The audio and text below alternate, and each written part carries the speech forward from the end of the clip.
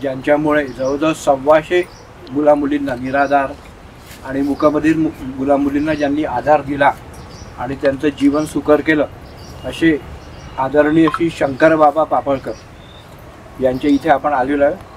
त्यांना नुकताच जयताई पुरस्कार मिळाला. तो पुरस्कार खरे तर महिलांसाठी असतो, पण यांचं एकंदर महिलांसाठी असलेलं काम बघून त्या संस्थेने हा पुरस्कार शंकरबाबा सुंदर 5 रुपये.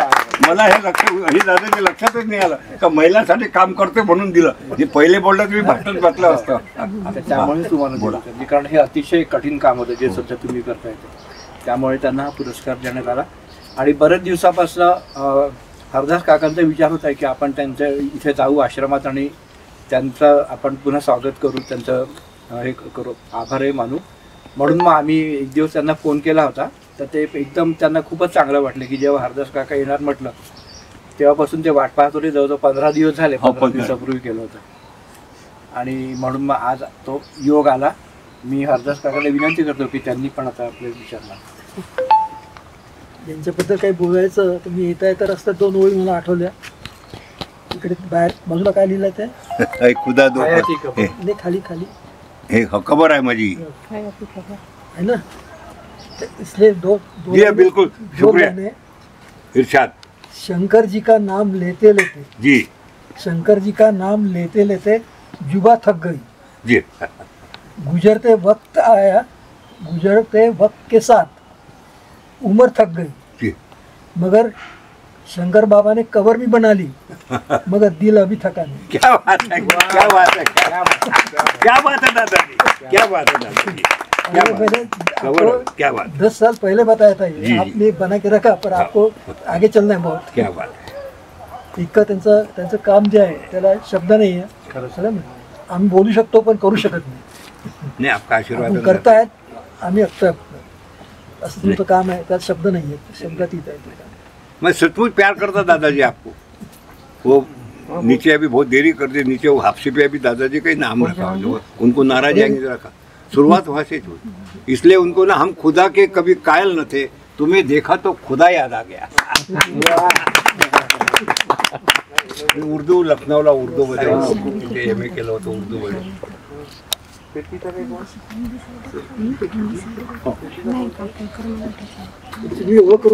हा आणि खूप जुने सेवक आहे आणि सिन्सिअर सेंट्रल बँक ऑफ इंडियामध्ये होते. नंतर ते मनोज खोडे यांचा व्यवसाय आहे मोठा. आणि सागर औतकर पहिल्यांदा आले. हो नाही, हे मागे पण आले होते नेहमीच. तुम्ही गाडे आले वाटते. 2 वर्षांनी भेटलो आपण. 2 वर्ष PNC मध्ये आहे, ते इंजिनियर आहे सध्या इथे. हो. आणि तो आशय बोरीकर आणि या मिसेस खोडे वहिनी आणि या देशमुख वहिनी यांचा गॅस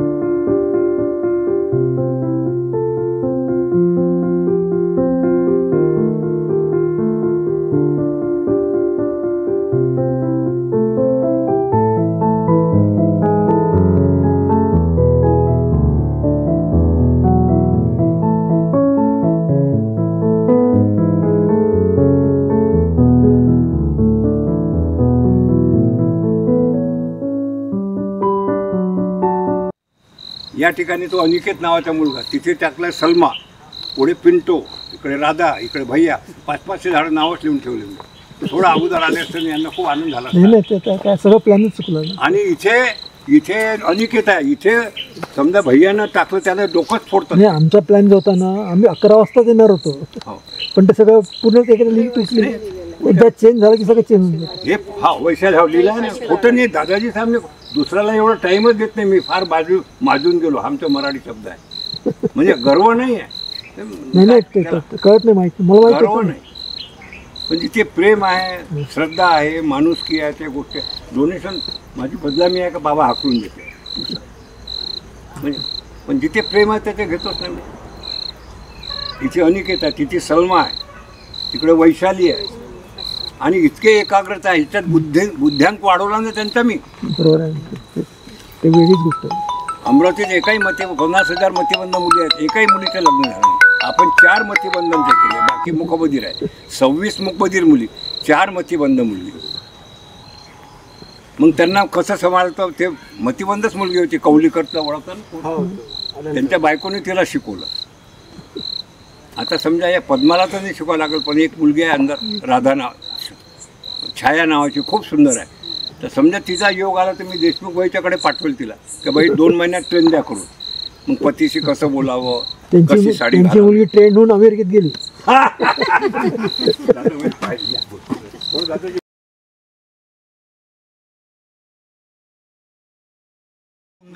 तुम्ही जाताना थांबून जाता, डाव्या हात इकून जाल ना, डाव्या हाताने शेगाव नाका हे आहे ना, फरशी एवढं इतका मोठा आहे झाड गोल. पण ते खंडित केलं. जवळजवळ 30 फूट आहे. इथे पण 30 फूट दादा यांना दाखवून आणा टाकावरचं थोडं. हो मग हे आपण नंतर पाणी या वरती चला, जोडा घालून घ्या.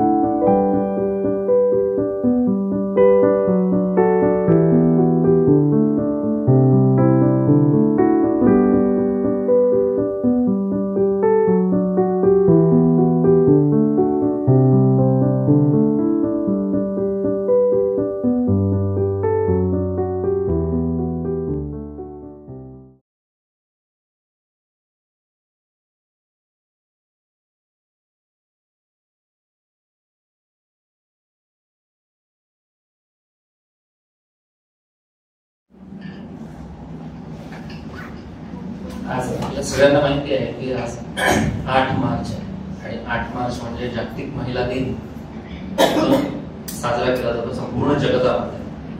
आणि महिलांचं जे कर्तृत्व आहे ते दिवसेंदिवस वाढत चाललेलं आहे. म्हणजे महिलांचा जो वाटा आहे तो आजकालच्या याच्यामध्ये दिवसेंदिवस वाढतोय आणि तसंच तो आपल्या केंद्रावरही वाढतोय. म्हणजे केंद्रावर आपल्या सेवकांच्या सहभागापेक्षा महिला ज्या सेविका आहेत त्यांचा सहभाग आपल्या इथे जास्त आहे. आणि संपूर्ण जगभर महिलांचा सत्कार होत असताना आपण त्याच्यामध्ये वंचित कशाला राहायचं, म्हणून हा कार्यक्रम श्री साईकृपा अध्यासन आपल्या अमरावतीतर्फे हा कार्यक्रम आपण आयोजित केलेला आहे महिला दिनानिमित्त. आणि तुम्ही ज्या सर्व सेविका आहात छोटासा सत्कार आणि त्याच्यानंतर आपले केंद्र प्रमुख श्री हरदास काका यांचं छोटंसं उद्बोधन त्या निमित्ताने आपण घेऊ. आणि याशिवाय जर महिला दिनानिमित्त तुम्हाला काही कोणाला बोलायचं असेल तर तुम्ही पण बोलू शकता. तर सर्वप्रथम आपण हा कार्यक्रम इथे सुरू करू. तर त्यासाठी मी या कार्यक्रमाच्या अध्यक्षा म्हणून सौ बोरीकर यांना इथे आमंत्रित करतो आणि त्यांचे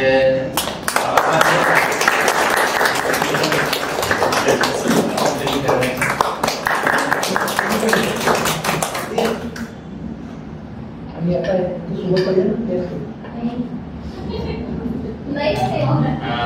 सौदेव यांना मी विनंती करतो की त्यांनी सुद्धा या कार्यक्रमाच्या निमित्त आपली उपस्थिती इथे दर्शवावी, प्रमुख उपस्थिती म्हणून त्यांना विनंती करतो.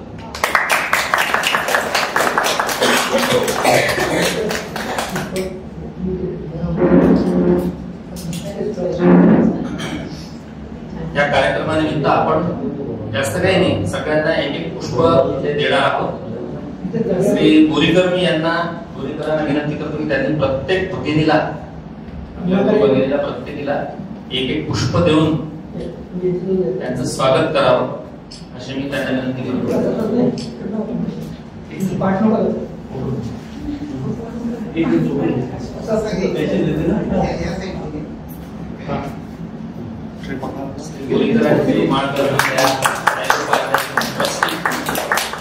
लोक सगळ्या भगिनींचा सत्कार करतो.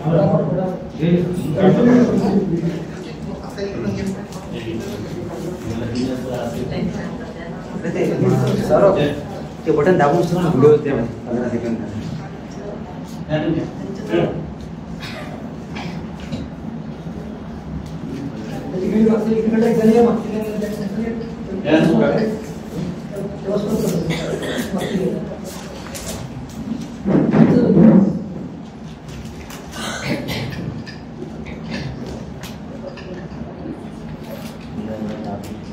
उपस्थित असलेले सगळे सेवक सेविका यांनी टाळ्या वाजवल्या.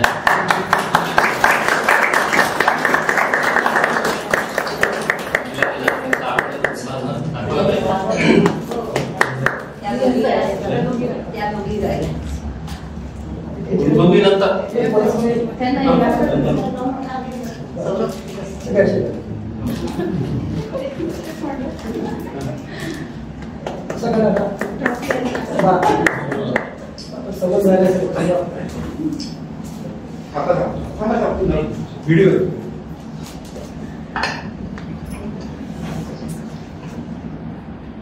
तो सबल लोकांचा नाही आपल्याला दोन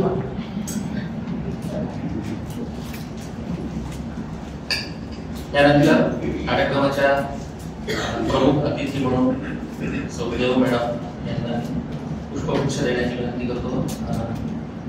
आपल्या पाटिका त्यांना पुष्पगुच्छ.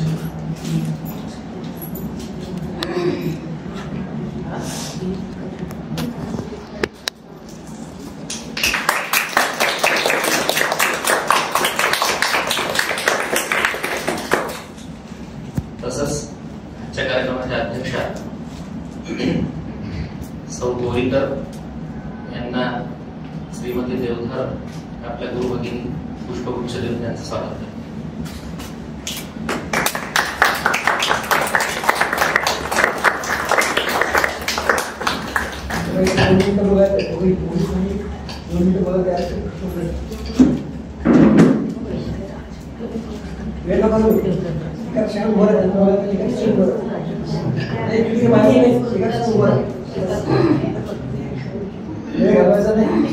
मी कल्पना गहाणकर यांना विनंती करतो की त्यांनी येऊन महिला दिनानिमित्त 2 शब्द बोलावे, उद्बोधन करावे.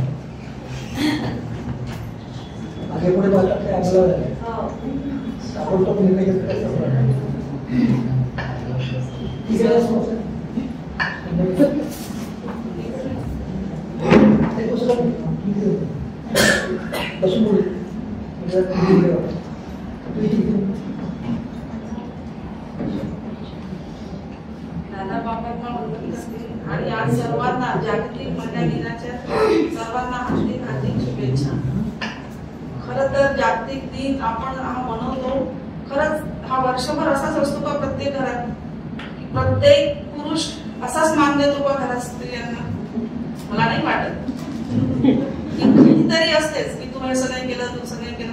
मला असं वाटते की प्रत्येक पुरुषांनी वर्षभर असाच जर स्त्रियांना मान दिला तर खरंच त्यांचाही एक आत्मविश्वास वाढेल.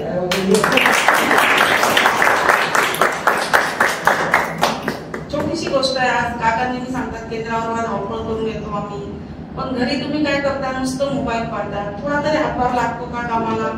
की ती आपल्या कुटुंबासाठीच करते ना. ती येते केंद्रावर सगळं करते आणि परत घरी जाऊन तुमची माझा नाश्ता नाही झाला, माझं असं नाही झालं. पण मला वाटते मी जर तेवढाच हातभार लावला, कुकर लावला, ही गोष्ट माझ्या बाबतीत आहे. मी इथे सुरुवातीला काका मुलाखत घ्यायची ना, तर तेव्हा 11-11:30 व्हायचे त्या केंद्रावर.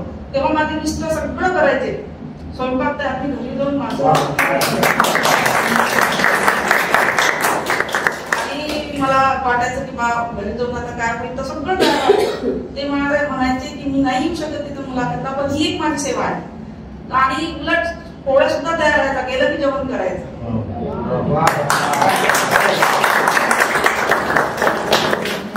त्यांनी मला ते त्यांचं कामानिमित्त नाही होत, पण घरी भरपूर मदत आहे, भरपूर म्हणजे भरपूरच. तू जा केंद्रावर, बाकी मी सांभाळतो.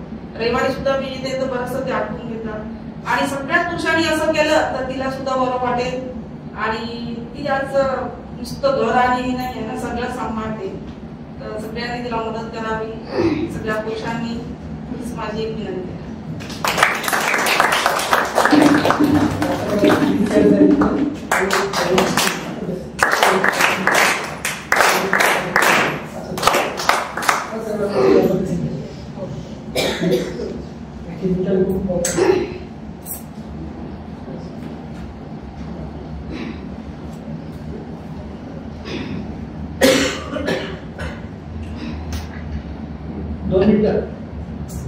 दादाबाबांना वंदन करते आणि सगळं महिला आणि सर्व गुरुबंधूंना पण वंदन करते. घराची स्त्री जर आनंदी असेल तर सगळं घर आनंदी असतं. घराची स्त्री जर जिथल्या तिथे सगळं ठेवले तरी घरात पाय ठेवल्याबरोबर समजतं की घराला घर पण आहे. हे सगळं करणारी स्त्री असते, पण त्याच्या मागे पुरुषाचा पण आधार असतो. हे पण आपण मान्य केलं पाहिजे. असं नाही की नुसतं महिला दिन म्हणून नाही. आणि एक स्वराज्य रक्षक संभाजी पाहत असेल, त्याच्यावेळेस ज्यावेळेस संभाजींना औरंगजेब नेतो त्यावेळेस त्यांच्या होणारे हाल, त्यावेळेस ती येसुबाई खचून जात नाही. ती त्यावेळेस तिला जिजाऊ असे स्वप्नातून सांगतात की त्यावेळेस त्यांचा संघर्ष चालूच आहे, पण तू जर आज अशी रडून राहिली तर पूर्ण महाराष्ट्र हिंदुत्व लयाला जाईल. तुला उभं राहायचं येसुबाई. हे त्यावेळेस आज येसुबाई उभी राहिली म्हणून आज आपलं हिंदुत्व उभं आहे असं मला वाटतं. इथे मनात आलं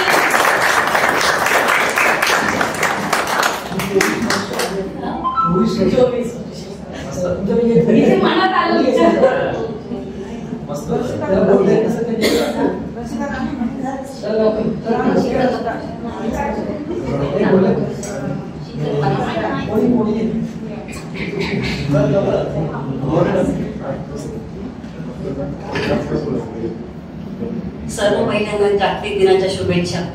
8 मार्च याच्यातच सांगते मी की ती आहे म्हणून विश्व आहे, ती आहे म्हणून घराला घरपण आहे, ती आहे म्हणून नात्यात जिवंतपण आहे. तिचा सन्मान करणे म्हणजे प्रत्येकाचे कर्तव्य आहे. खरंच आहे, ती आहे म्हणून घराला घरपण आहे. आज आपण बघतो की आजारी असली तरी पण स्त्रीला उभं राहावंच लागतं. मुलाला सांभाळणं, पायी आलेले भांडे घासणं, कपडेवाले आले, पाहुणे या, बरं असो नसो, घरच्यांना बरं नसो, पण सगळं ऍडजस्ट करून स्त्रीला करावंच लागतं. त्याच्यामुळे सगळ्यांनी करायलाच पाहिजे. मी म्हणते पुरुषांनी पुरुषही करतात, पुरुष करतात, त्याच्यामुळे म्हणू शकत नाही की पुरुष करत नाही. आज बाई आजारी असली पुरुष सगळे धावून येतात. आता मी पाहते काकूला बरं असलं, काका सगळं करतात.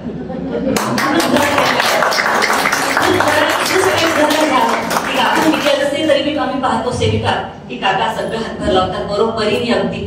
त्याच्यामुळे हाच खरा सन्मान आहे. त्याच्यामुळे मी काय जास्त बोलत नाही. सगळ्यांना परत शुभेच्छा.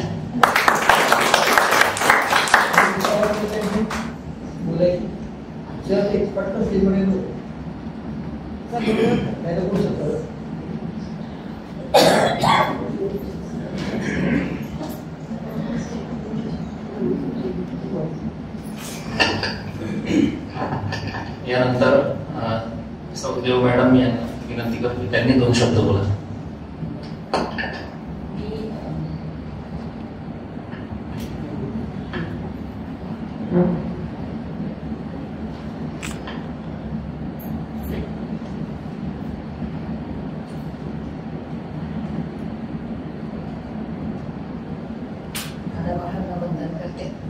आज माझ्याकरता खूप अनपेक्षित होतं.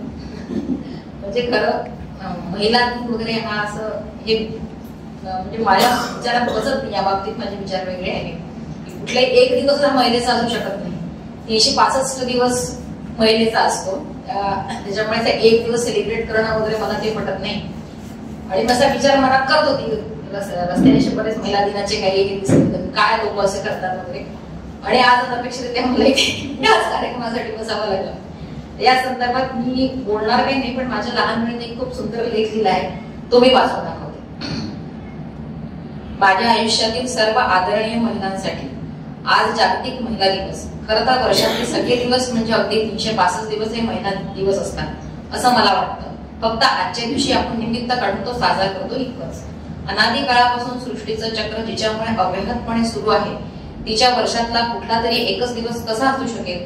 स्त्री म्हणून जन्माला येणं, त्यातही भारतासारख्या देशात स्त्री म्हणून जन्म घेणं हे माझ्या स्त्रीत्वाचं सार्थक आहे असं मी मानते. कुटुंब पद्धती हा भारतीय संस्कृतीचा पाया आहे आणि स्त्री ही कुठल्याही कुटुंबाचा कणा असते. त्यामुळे आपली संस्कृती जतन करण्याची, ती सांभाळण्याची खूप मोठी जबाबदारी आपल्यावर आहे. सकाळी दारात रांगोळी काढणं असो किंवा दिवे लागलेला न चुकता दिवा पुढे दिवा लावणं असो, पाहुण्यांचा आदरातिथ्य करणं असो किंवा सणावाराला सगळ्या प्रथा सांभाळणं असो, आपल्या चालीरीती जाणीवपूर्वक मुलांवर बिंबवणं असो किंवा त्या बाबतीत घरातल्या ज्येष्ठांना आपल्याकडून असलेल्या अपेक्षा पूर्ण करणं, रोजच्या आयुष्यात ह्या सगळ्या गोष्टी अगदी सहजपणे आपण करत असतो. तेही आपली नोकरी, व्यवसाय, उद्योगधंदे सांभाळून. एक स्त्री, मग ती पायलट असू दे, अंतराळवीर असू दे, शास्त्रज्ञ असू दे किंवा खेळाडू, अभिनेत्री, लेखिका, गायिका यापैकी कोणीही असू दे किंवा अगदी एखाद्या देशाची अध्यक्ष असू दे, ती घरात गेल्यावर तिच्या कुटुंबासाठी स्त्री म्हणून तिला जी कर्तव्य आणि जबाबदाऱ्या आहेत त्या तिला कधी चुकत नाही. खरं तर कुठलीही जबाबदार स्त्री तिच्या जबाबदाऱ्या चुकवत नाही आणि त्यापासून पळतही नाही. कर्जाच्या भीतीने शेतकऱ्यांची आत्महत्या ही बातमी आपण अनेकदा वाचली आहे, पण त्यानंतर त्या शेतकऱ्याच्या बायकोनेही आत्महत्या केल्याची बातमी आजपर्यंत अजिबात नाही. जी आणि जशी परिस्थिती असेल त्यातून मार्ग काढत कुटुंबाला सांभाळत पुढे जायचं. परिस्थिती पुढे हार मानायची नाही, अगतिक व्हायचं नाही. ही शक्ती प्रत्येक बाईकडे अगदी जन्मजात असते. आजच्या दिवशी आपण इतिहासात होऊन गेलेल्या किंवा आता वर्तमानात असलेल्या कर्तृत्ववान स्त्रियांचं महात्म्य सोशल मीडियावर वाचतो. त्यांच्या कर्तृत्वाला माझं वंदनच आहे. पण आज स्वतःच्याही या अंगभूत आणि जन्मजात शक्तीला तसेच कर्तव्यापासून कधीही विमुख न होण्याच्या आपल्यातल्या सहज प्रवृत्तीला आपण मनापासून वंदन करायला हवं. ईश्वराने सृष्टी निर्माण करताना सृजनाची जबाबदारी बाईकडे सोपवली आहे. यातच बाईचं सामर्थ्य आणि शक्ती काय आहे हे साऱ्यांनी समजून घ्यावं आणि बाकी कोणी समजून घेऊ किंवा न घेऊ, आपण तरी त्यासाठी स्वतःला धन्य समजावं. स्त्री जन्म मिळाला म्हणून स्वतःला कधीही कमी लेखू नये. स्त्री जन्म ही तुझी कहाणी अशी गाणी गात उगाचच रडत बसू नये. प्रचंड मानसिक शक्ती जी आपल्याला निसर्गानेच दिली आहे त्या कायम जागर ठेवूया. त्या शक्तीचा जागर करून आपलं स्त्रीत्व स्वाभिमानाने मिळवूया. शक्ती, भक्ती, युक्ती, नीती आणि प्रीती यांची भन्नाट सरमिसळ करून ईश्वराने स्त्री निर्माण केली आहे. त्या स्त्रीला आणि तिच्या कर्तृत्वाला मनापासून मानाचा मुजरा करून आजचा दिवस साजरा करूया.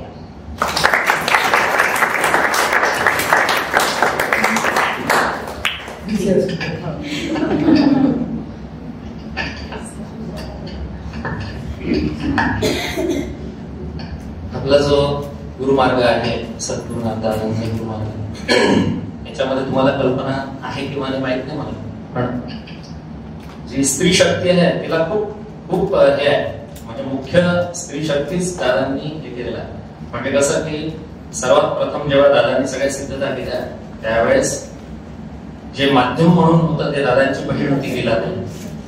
त्या लीलाताईंच्या माध्यमातून सप्तलोकांचा अभ्यास दादांनी केला आणि पुढचं कार्य जे आहे ते लीलाताईंच्या माध्यमातूनच पुष्कळसं झालेलं आहे. ही एक गोष्ट. दुसरी गोष्ट, सगळ्यात महत्वाचं काम जे दादांनी केलेलं आहे की संपूर्ण विश्वाला आणि संपूर्ण ब्रह्मांडाला जी गुरुशक्तीचा आशीर्वाद मिळावा म्हणून त्यांनी जे शक्तीपीठ स्थापन केलं गोव्याला, त्या शक्तीपीठामध्ये पहिले 12 वर्ष हे शक्ती जी होती ती अर्धवट होती. म्हणजे त्याच्यामध्ये फक्त पुरुष तत्व होतं आणि त्याला मग पुढचे 100 वर्ष अजून, म्हणजे आता एकदा स्थापन केल्या पुढचे 100 वर्ष ती शक्ती सतत प्रवाहित होत राहील याच्यासाठी त्याच्यामध्ये प्रकृती तत्व जे आहे ते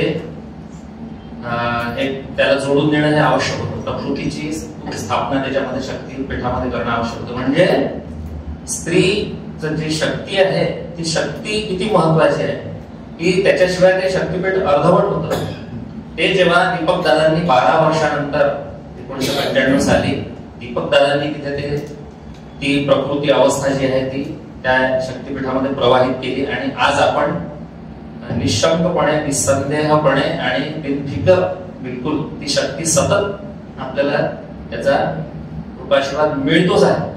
तुम्ही सेवा करा नका करू, काहीही करा, काही करूही नका, तरी आपल्याला कंटिन्युअसली ती म्हणजे इतकी कृपावंत आहे की ती शक्ती आपल्याला सतत विनासायाच मिळते. हा एवढा मोठा. आणि पुन्हा दुसरं हे सांगितलेलं आहे की आपल्या दादांनी जे सांगितलं की आपल्या मनुष्य जीवनाचं शेवटचं हे काय, शेवटचं गंतव्य काय, नराचा नारायण होणे. नारायण होण्यासाठी नारायणी अवस्था प्राप्त झाली पाहिजे, म्हणून ती नारायणी प्रतिमा आपल्याला दिलेली आहे. म्हणजे शेवटी काय, ती स्त्री असो की पुरुष असो, शेवटी त्याला नारायणी अवस्थाच प्राप्त करायची. म्हणजे एवढं मोठं स्त्रीला शक्तीला इतकं महत्व आहे. म्हणून तुम्ही स्वतःला इन्फिरियरिटी कॉम्प्लेक्स मध्ये घेऊन जाऊ नका की आपण दुर्बल आहात निर्बल आहात वगैरे. तर शेवटी 2 शब्द मी आपल्या आजच्या अध्यक्षा सौ बोरीकर मॅडम यांना 2 शब्द बोलायला. दादा बाबांना नमस्कार करते आणि तुम्हाला सगळ्यांना आपल्या जागतिक महिला दिनाच्या शुभेच्छा देते.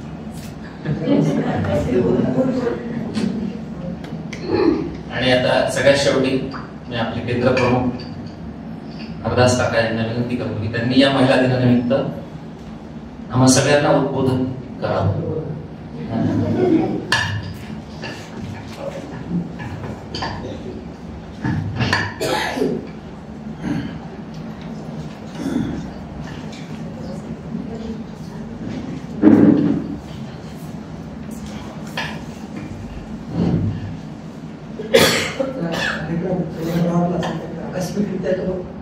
तुम्हाला सांगताय सरप्राईज करायचं होतं मला. मी जेव्हा बघितला की तुम्ही आहे हरकत नाही, आपण पहिला वेळ तरी गेला आपला दादांना ऐकवण्याचं तुम्हाला सगळ्यांनाच ऐकवण्याचं महत्वाचं भाग होतं. त्यामुळे दादांचा मुलाखत केली तर तुमची मुलाखत आहे, मुलाखत झालीच होती.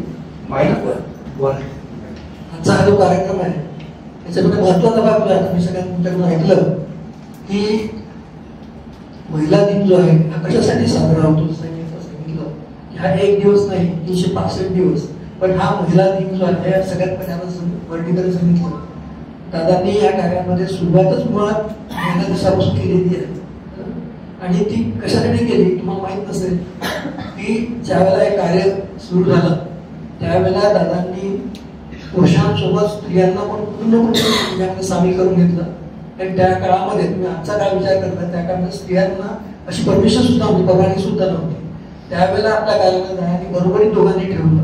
आणि सुरुवातीच्या ज्या मुलाखती सगळ्या ज्या आहेत त्या फक्त स्त्रियांसाठी वेगळ्या दिल्या, त्यांना मार्गदर्शन वेगळं करतील पूर्ण त्यांची कार्यालयाची सगळी म्हणून सगळ्या गोष्टी त्यांना मार्गदर्शन त्यावेळेला दिलं. आणि त्याचा परिणाम असा झाला की आज या ठिकाणी स्त्रिया दिसत आहेत, पुरुष दिसत असं होत होत आलं. आणि हा आजचा कार्यक्रम समोर आला, तुम्ही म्हटलं चर्चा करत होतो, असंच बोलत होतो. बोलता मला एक 4-5 शब्द आले आणि माझ्या एका मित्राने भावनिक त्यांनी मला वाटलं की एखादी कविता पाठवतो पण त्याच्यामध्ये ते पाठवली की काय पण कविता आपण बाहेर ते बसल्या बसल्यात मी किंवा बसल्या कविता लिहिली. तिला एडिट नाही पण तुम्हाला ऐकवता की खरोखरच सबला आहेत का, आपण सबला म्हणतो स्त्रियांना सबला केला खरोखरच आहेत का, हा प्रश्न येतो. आणि काय येतो तर आजची जी परिस्थिती आहे ती अशी होत चालली आहे की परत दिवसेंदिवस इतकी बिकट होत चालली आहे की ती परिस्थिती तशीच कायम जर राहिली तर कोणता दिवस कसा उगवेल हे सुद्धा सांगता येते. आणि त्या दृष्टीने त्याचं कारण काय ते कारण तुम्हाला कविता वाचल्यानंतर कळेल. त्याला आपणच जबाबदार आहोत. कसे जबाबदार आहे बघा.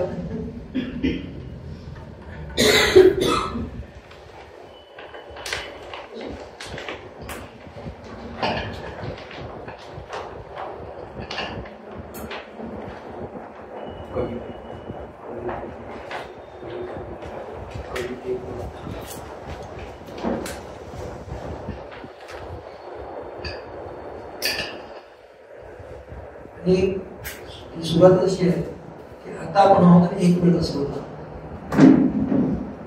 ऐका ना, ही एडिट केलेली आहे, त्यामध्ये तुझं डिस्प्ले वाटेल का काही?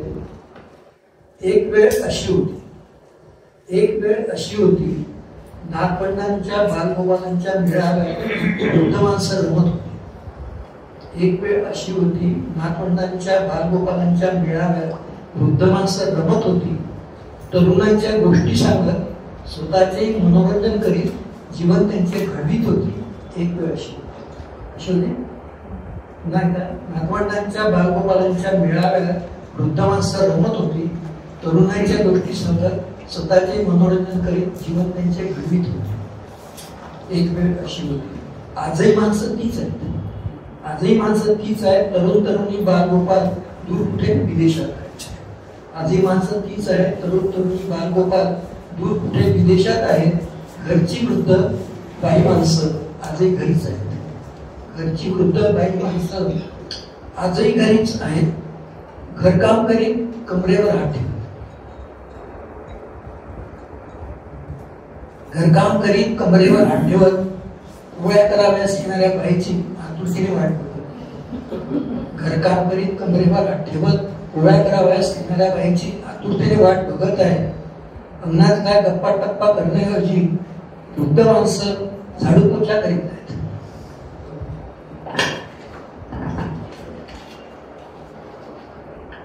आणि आजची वेळ प्रत्येकाचे हेच दुखणे असते. कुणी मोबाईलच्या रिंगची वाट बघत बालगोपालांच्या आवाजाची वाट बघत असते. प्रत्येकाचे हेच दुखणे असते. कुणी मोबाईलच्या रिंगची वाट बघत बालगोपालांच्या आवाजाची वाट बघत असते. कुणी न बोलता रात्रीच्या नितळ चंद्रप्रकाशात आकाशातल्या चंद्रतारेसोबत आपले मन गीते करत असते. कुणी न बोलता रात्रीच्या नितळ चंद्रप्रकाशात आकाशातल्या चंद्रतारेसोबत आपले मन गीते करीत असते. एक वेळ गरीब श्रीमंत भेद नाही सर्वांच्याच वाट्याला येते. आजची परिस्थिती आहे तर गरीब श्रीमंत हा भेद नाही सर्वांच्याच वाट्याला येत असते. त्यातही काही असे असतात इतरांचे सुख दुःख आपले म्हणून त्यांच्यामध्ये रमत असतात. त्याच्यातही काही असे असतात इतरांचे सुख दुःख आपले म्हणून त्यांच्यामध्ये रमत असतात. ज्यांना ते जमत नाही मरता येत नाही म्हणून कसे जगत असतात. ज्यांना ते जमत नाही मरता येत नाही म्हणून कसे जगत असतात. आपलं तरुणपण आठवत सोडत आपसात कुजबुजत पहाड होण्याची वाट बघत असतात.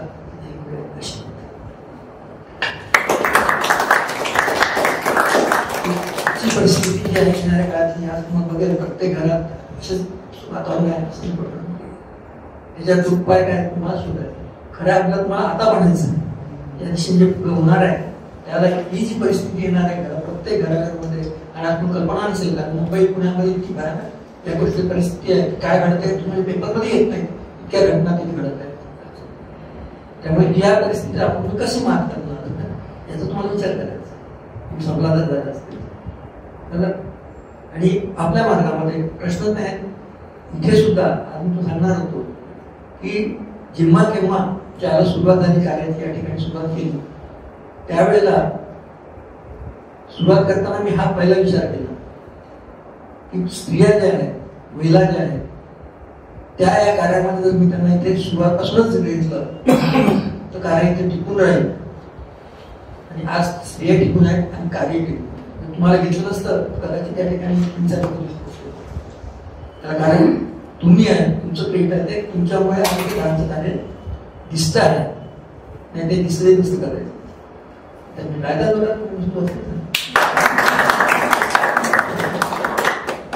तसा आजचा महिला दिवस त्या ठिकाणी आपण एवढ्यासाठी साजरा करतोय.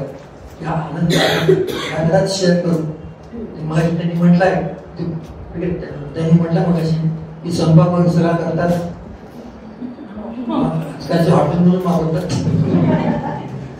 तसंही केलं तरी हरकत नाही पण घरी जाऊन स्वयंपाक करायची वेळ नको हेल्पणा होती. एवढं पुढे झालं तुम्हाला आजच्या विश्वास त्याचा सगळ्यांना धन्यवाद. वेळ कमी आहे त्यामुळे सांगणार नाही.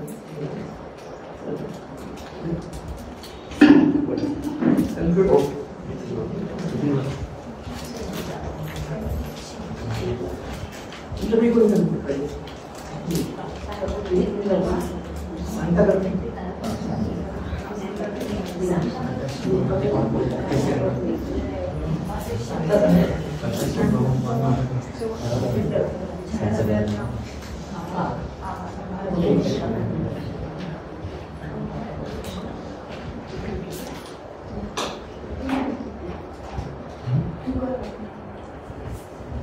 आज 8 मार्च वुमन्स डे म्हणजे जागतिक महिला दिन. त्याबद्दल आम्हाला कोणालाच काही माहीत नसताना आम्हाला जो सरप्राईज मिळाला आज, त्याबद्दल आम्ही सर्वांचे आभारी आहे. ज्यांनी आजचा कार्यक्रम आयोजित केला त्यांचे सगळ्यांचे आम्ही महिलांच्या तर्फे आभार मानतो. आणि आजचा कार्यक्रम खूप छान झाला, व्यवस्थित झाला आणि 2-3 महिलांनी आपले मनोगत व्यक्त केले. आणि आज जो आम्हाला सर्वांना सन्मान मिळाला त्याबद्दल सर्वांचे आभार. आणि कार्यक्रम खूप छान झाला. दादांनी पण आम्हाला आज जे मार्गदर्शन केलं आणि जी कविता आज वाचून दाखवली ती पण खूप छान होती आणि आम्ही सर्वांनी मन लावून ती ऐकली. त्याच्यावर आम्ही विचार पण करू. लोकांची जी अनुकूलता असते ती मग नवीन आलेल्या लोकांकडे प्रवाहित होत असते आणि मग त्यांची अनुकूलता निघून जाते का नाही तर दादा परत त्यांना त्याच क्षणी तिथेच त्यांना अनुकूलता परत देत असतात, त्यांना आशीर्वाद देत असतात. पण मग हे दादांचं कार्य आहे असं पण उपस्थितीच नसते आपली. त्यामुळे मग आपल्याला असा प्रश्न पडतो की म्हणजे उपस्थिती म्हणजे आपलं जीवन एकदा सुरळीत झालं की कोणी मग केंद्राकडे बघत सुद्धा नाही, फक्त कामापुरतं येतात आणि परत निघून जातात. तर असं होता कामा नये. आपली उपस्थिती आपण असणं आवश्यक आहे, केंद्राला देणं आवश्यक आहे उपस्थिती. म्हणजे आपल्यामध्ये मग असं वाटतं की आपलं सगळं जीवन सुरळीत झालं की आपल्याकडे चैतन्यच निघून जातं, असं व्हायला नको. व्यवस्थित आपण गुरुमार्गात आहोत आणि आपल्याला हे दादांचे जे आशीर्वाद आहे आपल्याला सतत मिळाले पाहिजे. नाहीतर मग असं. आणि एक महत्वाचा पॉईंट असा आहे की दादांचे आशीर्वाद म्हणजे आपल्याला म्हणजे वलय रूपात असतात आपल्यामध्ये आणि मग त्यामुळेच आपलं संरक्षण असतं. सद्गुरु कृपाशीर्वादाने आपलं जीवन सुरळीत का आहे आज आपण जर केंद्रावर येत असतो. त्यामुळे मग दादांचे जे आशीर्वाद वलय रूपाने म्हणजे लहरीच्या रूपाने आपल्या गोष्टी असतात. आणि मग जर आपण जर दूर झालो त्याच्यापासून तर मग आपल्या प्रतिकूलता वाटायला येईल आपल्या. पण मग असं नको व्हायला. म्हणजे त्यामुळे मागे एकदा दादांनी असं आपल्याला मुलाखतीतच सांगितलं होतं, गुरुमार्गी असणं आणि गुरुमार्गी होणं याच्यात काय फरक आहे. तर मग आपण गुरुमार्गी होणं म्हणजे दादांचं जे तत्वज्ञान आहे त्याचा अभ्यास आहे, म्हणजे जे ओंकार साधना आहे आपल्याला दिलेली, आणखी आपल्याची आरती साधना आहे, हे सगळं आपण व्यवस्थित केलं पाहिजे. आणि मग जर व्यवस्थित नाही केलं तर मग आपण दूर जातो दादांच्यापासून आणि मग आपली जी दादांची वलय आपल्या बुद्धी असतात ती दूर गेली की मग आपल्याला जीवनात प्रॉब्लेम येतात, प्रतिकूलता वाटायला येते. त्यामुळे मग आपण सतत दादांच्या सान्निध्यात राहायला पाहिजे हे म्हणजे असं वाटतं. सगळ्यांनी याचा विचार करावा.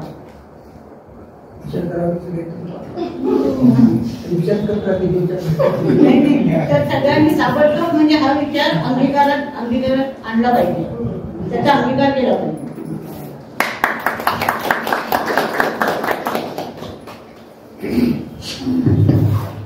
तिकडे मागे क्वेश्चन त्याला तुमच्यापैकी कोणी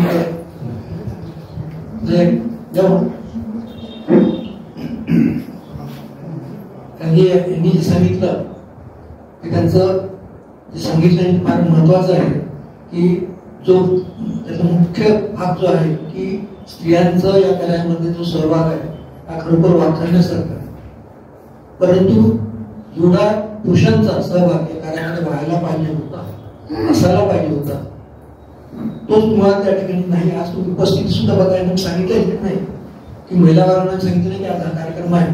तुम्ही म्हणू शकणार नाही की हा कार्यक्रमाला माहित होता आणि म्हणून आज या सगळ्या जास्त दिसतात. मुलाखत जी आहे त्या मुलाखतीसाठीच म्हणून सगळ्या आल्या की आजचा कार्यक्रम आहे त्यासाठी आला तो आपण ठेवला होता. त्यामुळे आज यांना सांगताना तुम्हाला सांगावं लागेल, आपली बाजू मांडावं लागेल की तुम्ही जर मागे असाल तर का मागे आहे, तरी उपाय काय. तुम्हाला बोलताना सर्वांना महिला दिनाच्या हार्दिक शुभेच्छा.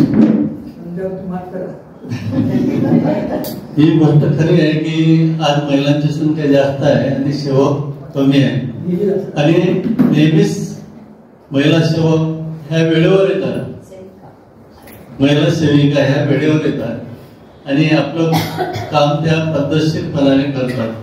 तसं पाहिलं तर आपण जे काकांनी म्हटलेलं आहे की कार्यक्रमाच्या वेळेस, आरतीच्या वेळेस जे सेवक आहे ते हजर राहत नाही.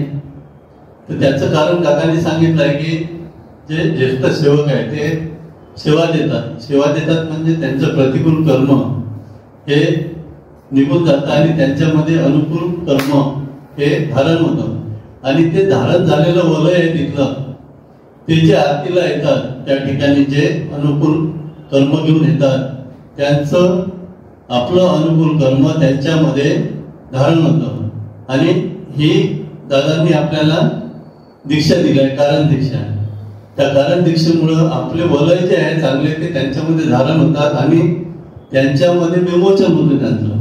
त्याच्यामुळे आपली हजेरी तिथे असणं आवश्यक आहे. परंतु मी दादांना आधीच म्हटलं होतं की कमीत कमी सेवक वर्ग तरी गुरुवारी आरतीला पाहिजे. गुरुवार, मंगळवार सेविका सुद्धा आरतीला पाहिजे, कारण त्यांच्यामध्ये अनुकूल कर्म धारण झालं आहे. म्हणजे ज्या तिथल्या वलय आहेत सेंटरचे ते त्यांच्यामध्ये धारण होत असतात. आपण तिथे 2-2 तास सेवा देत असतो. परंतु आता झालेलं काय की सेवक हा कमी झालेला आहे. कोणी नोकरीला लागले, कोणी बाहेरगावाला गेलेले आहे.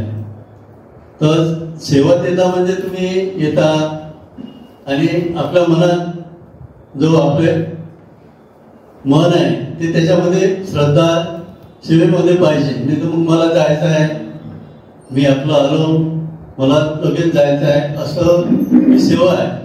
सेवा म्हणजे आपण स्वतः घेतलेली सेवा आहे, ही दिलेली नाही आहे किंवा जबरदस्ती केलेली नाही आहे. म्हणून सेवा जी आहे हे आपलं आत्म्यातून केली पाहिजे, श्रद्धाने, त्यावेळेस ती सेवा होईल. आणि तसेच सेवा ही जर आपण मनातून केली तर ती दादांपर्यंत पोहोचेल. नाही तर ती बोलवर केली आपली आणि निघून गेलो, ती सेवा होत नाही. आणि आपण जी सेवा करून राहिलो तर आपल्यामध्ये आपण आत्मचिंतन करायला पाहिजे.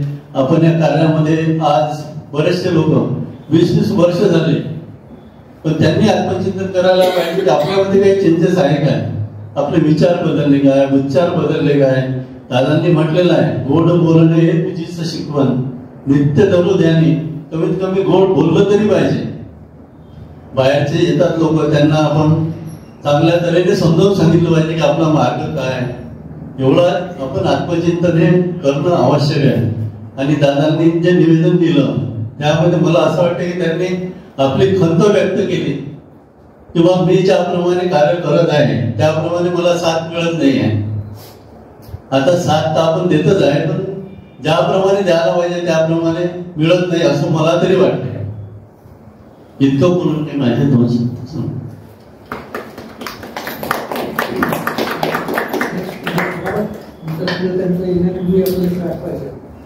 मग आपण चर्चा करणार.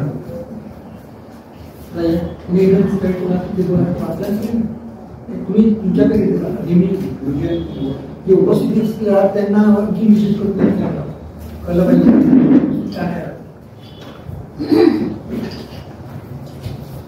म्हणजे जे आहे सर्व आपलं असेल त्याचं कोणतं घटक आपल्याला कुठे आपण एकदा सगळे झाले की मग चर्चा करणार.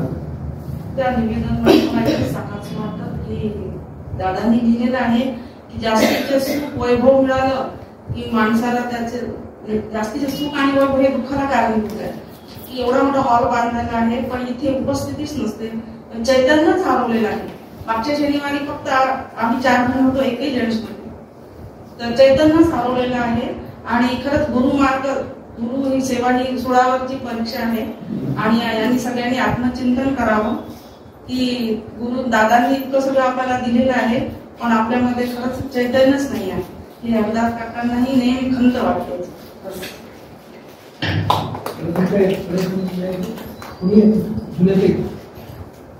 जुन्यापैकी पण आहे त्यांनी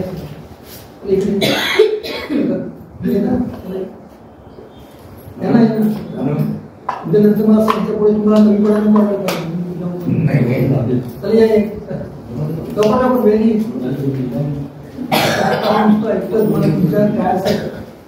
तुमची काय प्रॉब्लेम आहे ते सांगा वाटतं. तुम्ही कळलं पाहिजे तुम्ही काय मुलाखतीला मी का नाही साधनेला मी काय पोषण करा ते सांगा. असं करायला पाहिजे तुम्हाला काय करत ते सांगा. मी मुलाखतीला येतो का ते सांग मुलाखती राहतो.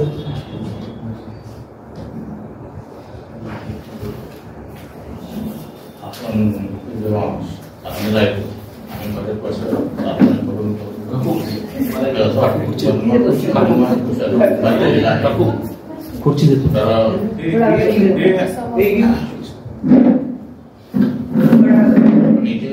तनुमन धनाने न घेता तनुमनात इथं तनुमन धनाचा काही उपयोग नाही. पण ही मनोमन आपण नेहमी साधना करून करून तो मनोमन जशाचा विचार झालेला आहे. तर ह्याच्यामुळं खरं माणसाची आपल्या उन्नती होते. त्याच्या व्यतिरिक्त मला काही नाही.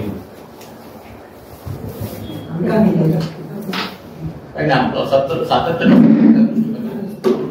साधना करतो नेहमी. त्याचं सातत्य कधी एक आठवड्यात घरी करतो घरात घरी प्रत्येक वेळेस साधना करतो पण पूर्ण काही सक्सेस होतो. कारण सगळ्या त्या ग्रुपमध्ये जे साधना होते त्यांचा जो आशीर्वाद मिळत असतो तो आपण आपल्या घरातून दिला पाहिजे. तेव्हा ते साधना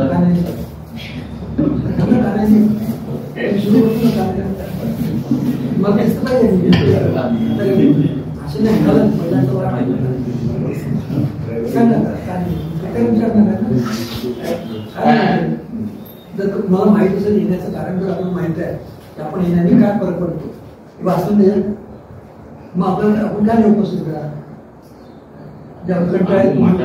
आपल्याला उपयोगी राहील. नेहमी स्पष्ट राहत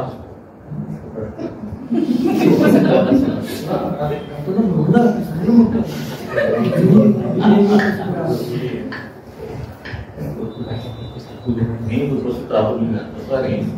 आता काही फिजिकल प्रॉब्लेम थोडं तुम्ही कसे करू शकत शिवाय करतो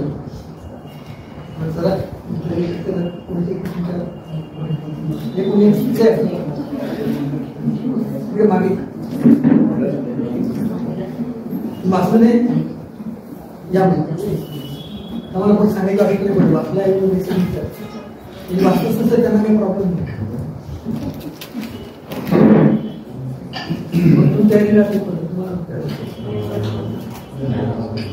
सर्वांना शुभेच्छा. काकांचं निवेदन आज दुपारीच मी वाचलं काकांनी काही खंत व्यक्त केल्या त्या निवेदनामध्ये की एक काळ असा होता केंद्रावर की आपल्याला दत्त जयंतीला किंवा गुरुपौर्णिमेला तरी पेंडावर टाका बघायचा पाऊस राहायचा. त्याच्यामध्ये लोक हॉलमध्ये बसायचे खालच्या हॉलमध्ये बसायचे पाठकांकडे बसायचे गच्चीवर बसायचे.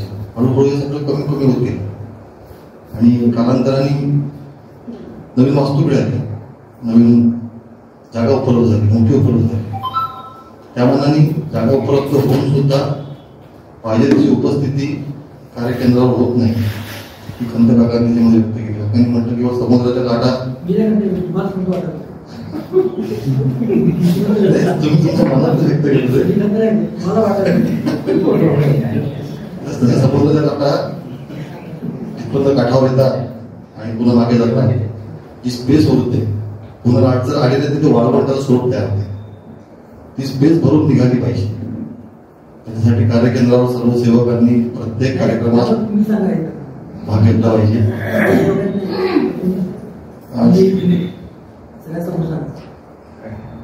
बरोबर राहील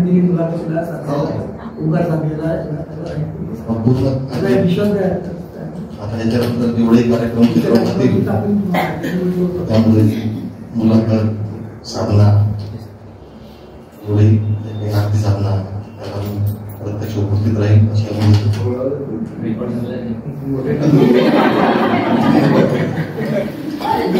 सकाळच्या वेळ माझं जरा फिजिकल प्रॉब्लेम असतो नाही पण तरी मी प्रयत्न करेल. दादा आशीर्वाद हिंमत देते. तुम्ही जसं म्हटलं रेकॉर्ड झालं त्यांनी डिक्लेरेशन देऊन दिलं की कावर जावं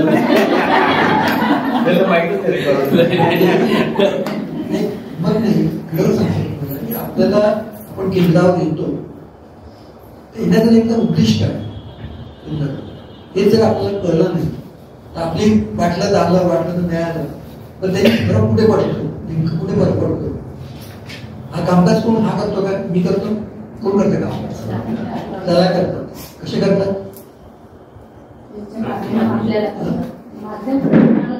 माध्यमातून नाही शक्ती कुठे देते बल कुठे येतात बले कुठे म्हणतात साधेतून आणि साध्य करायचं नसली तर बले कुठे तयार होतो काय सांगा साधनाच नाही बरोबर ना काय हा किंवा मी कामगार नाही करत कोणते बोलायचं एक समोरच्या माणसाचं दुःख ऐकण्यात कोणती ते बाहेर ते दुःख जे आहे मी शक्तीपीठाला जाताना काय नाही त्या शक्तीपीठाला तुमची अडचण सांगितली आणि काय त्याचे जे व्हायब्रेशन्स आहेत त्या ठिकाणी ते व्हायब्रेशन्स तिथपर्यंत पोहोचतात कॉस्ट्यूममध्ये.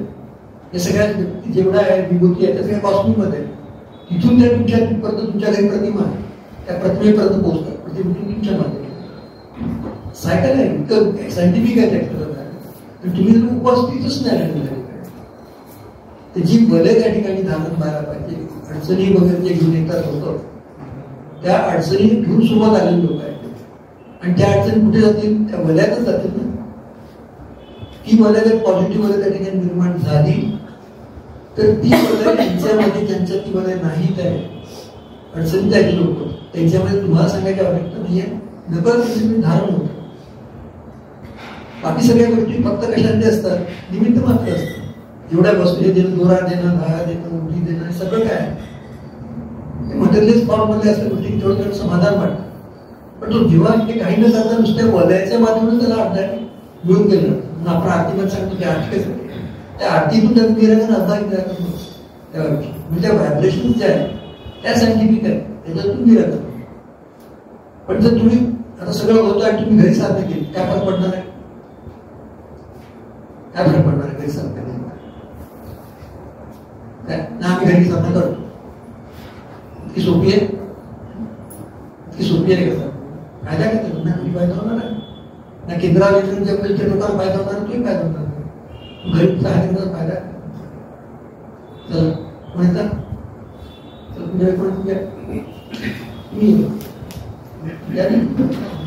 कोणी येतो बोलत नाही तुम्ही स्वतः तयार ठेवा तुमच्याकडे हात दाखवला की यांच्याकडे हात दाखवला की यांचं पॉझिटिव्ह गोष्ट मग यांच्याकडे तुम्ही हात दाखवणार. नमस्कार सगळ्यांना महिला मार्केटिंग जागतिक दिनाच्या शुभेच्छा.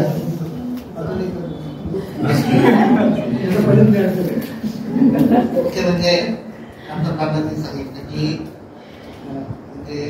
ओंकार साधना जे वलय या वास्तूमध्ये किंवा केंद्रामध्ये होतात त्या माध्यमातून इतरांची जी म्हणजे भक्तवाळी दुःख घेऊन येतात त्यांचं जे निराकरण होतं ते ओंकार साधनेमधून होतं. दुसरी गोष्ट आहे की जर आपण केंद्रावरती साधना केली नाही किंवा आपण उपस्थितच नाही राहिलो तर मग ते वलय कसे निर्माण होते. वलय कुठे होणार आपल्या भोवतीत आहे पण या पूर्ण वास्तूमध्ये सुद्धा ते वलय 24 तास फिरत असतात आणि त्या माध्यमातून इतरांचे काम होतात आणि ते जर आपण नाही केलं ते वलय तिथे राहणार ती शक्ती तिथे नाही राहिली तर उपयोग आहे. म्हणून दादाने म्हटलं आहे की कार्य आहे म्हणून जागा आहे. जागा किती वाढवली त्याला अर्थ नाही. जागा आहे म्हणून कार्य नाही. त्या ठिकाणी असं व्हायलाच पाहिजे असं म्हणतात. दुसरी गोष्ट पुस्तकाचे नियमावली याच्यामध्ये आहे त्याप्रमाणे सुद्धा आपण आपलं आचरण ठेवलं पाहिजे. म्हणजे कसं आहे 7 वाजता आरती म्हणजे 7 वाजता आरतीला उपस्थित राहिलं आपण कधीतरी येणार काही पण करणार. आता त्याच्यामध्ये त्याला मला कनेक्ट आहे हे असं समजलं नाही. सवय तर ती म्हणजे आपण करूनच घ्यायला पाहिजे. आपली सेवा दुसऱ्याला कशाला द्यायची? ती सवय म्हणतात ही तर आपण म्हणजे केलंच पाहिजे कुठल्याही करून. तर आपली सेवा दुसऱ्याला का बरं द्यायची? का बरं आपण दुसऱ्याला फोन करायचं? आपण आपलीच करा ना, काय करतो. आता तसं पाहिलं तर मी 3 वर्ष बदलापूर ते वाडा अपडाऊन केलंय. सकाळी 3:30ला उठून ओंकार साधना करून मी जातो. 6:59च्या ट्रेनला म्हणजे 3 वर्ष 24/7 काम केलंय. तर एकही दिवस थंड नाही, तरी पण झालंच ना. मग तसं इथंच करू ना आपण, असं माझं म्हणणं आहे सगळ्यांना. नाही तर काय होतं, अरे कर्म माझी सेवा, पण ते ठीक आहे, पण त्या वयातून आपण बाहेर पडतो ना, एक दिवस का म्हणणार असं होतं. म्हणून एक म्हणतो मी की ते म्हणजे आपली सेवा, आपली साधना आपण केली पाहिजे. गोष्टी काही आपण बोलतो नाही. नेक्स्ट कोणी त्याचं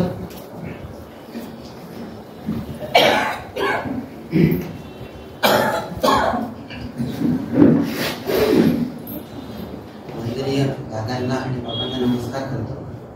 आणि काकांनी आज जे काळजी हे पाठवलं त्यामध्ये खंत जर व्यक्त केलीच आहे की बा आपण केंद्रावर येत नाही किंवा आपली सेवा बरोबर करत नाही, तर मग धनाने करत नाही किंवा साधना करत नाही वगैरे. पण हे सगळं ठीक आहे, पण हे का बरं होत नाही याचा कोणी विचार केला आहे का? याच्या मागे आहे की नाही सगळ्यात मोठी म्हणजे श्रद्धा आणि आस्था. माणसाची जेव्हा आस्था कमी होती गेली तर तेव्हा हे सगळे असे प्रकार घडतात. म्हणजे उदाहरण सांगायचं म्हटलं म्हणजे एखादा मुलगा आहे आणि त्याला नवीन जॉब लागला, त्याला म्हटलं तुला पोस्टिंग कोकणात मिळेल, ठीक आहे मी जातो. म्हणजे तो उत्सुकतेने असतो आणि त्याला ते पाहिजे असते. त्याला मग नंतर त्याला 5 वर्ष पूर्ण झाले, तू म्हणते मी कोकणामध्ये आहे, 8-10 तास काम करतोय, बाकीचे लोक आपल्या पोस्टिंग म्हणजे बाकीच्या लोकांची पोस्टिंग आपापल्या ठिकाणी आहे, हे बरोबर नाही. तर 5 वर्ष तर काम करून त्याची आस्था कमवून गेली, श्रद्धा कमवून गेली. तर त्यामुळे हा जो सगळा प्रकार आहे की साधना करायला पाहिजे, केंद्रावर यायला पाहिजे, धर्मज्ञानी जायला पाहिजे, पण हे का बरं होत नाही याचा सगळ्यांनी विचार करायला पाहिजे. आणि मला असं वाटतं की दादांना हे सांगायचं आहे, म्हणजे अशोक काकांना माध्यम तुम्ही आहे किंवा हे असं म्हणजे दादांनी वाक्यात लिहिलं आहे अशोक काकांनी किंवा जागा वाढली म्हणून कार्य वाढत नाही, तर कार्य वाढलं पाहिजे. म्हणजे कार्य वाढेल आणि त्यासाठी आपल्या जागा वाढवायला म्हणून हा सगळा विचार सगळ्यांनी केला पाहिजे की बा आपली श्रद्धा अशी का पण कमी होत आहे. आपल्याला पहिले जेव्हा आपला तेव्हा आपण कामकाजासाठी जातो, सांगायला तुम्ही दर गुरुवारी दान करा किंवा आरती करा, आपण उत्सुकतेने आनंदाने त्या गुरुवारची वाट पाहत असतो. पण मग हेच वर्ष झालं 2 वर्ष झालं की आपल्याला गुरुवार आला, आज मला काम आहे, आज मी जात नाही, मी रविवारी जाईल.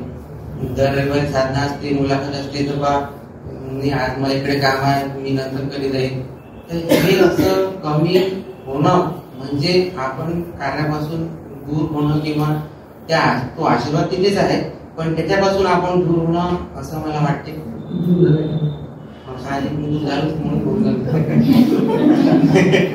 मी ते सांगितलं की आता मी सध्या यवतमाळला आहे, त्यामुळे मला असं वाटतं की मी हप्ताभर तिकडे असतो, एखाद्या रविवारी सेवायला नाही गेलो तर काय होते, आज जरा पाठ नाही, आज जरा रात्री यायला 1 वाजला, मी सकाळी उठून सेवेला जाऊ काय. तर हा त्यातलाच प्रकार आहे. इतकं वर्ष सेवा केली, आता आस्था कमी झाली, श्रद्धा कमी झाली, तर हे कमी नाही व्हायला पाहिजे असं मी सांगतोय आहे. आणि मी सांगतोय म्हणजे मी ते करेल म्हणून बोलतोय.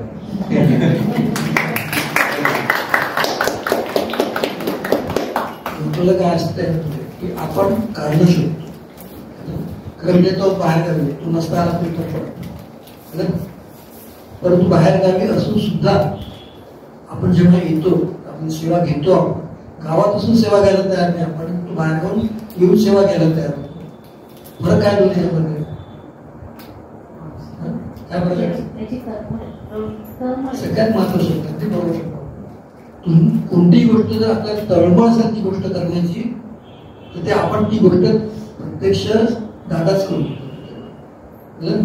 तुम्हाला गाडी सुद्धा बरोबर तिथे बाईक जाणं आवश्यक आहे, तुम्ही गाडी मिळणार, बरोबर पोहोचणार, त्या गाडी धक्का लागणार नाही, तुम्हाला शरीरात तुमचे 3 वर्ष असतील तर सगळे सुरक्षित राहतील, कुठे तुम्हाला काय होणार.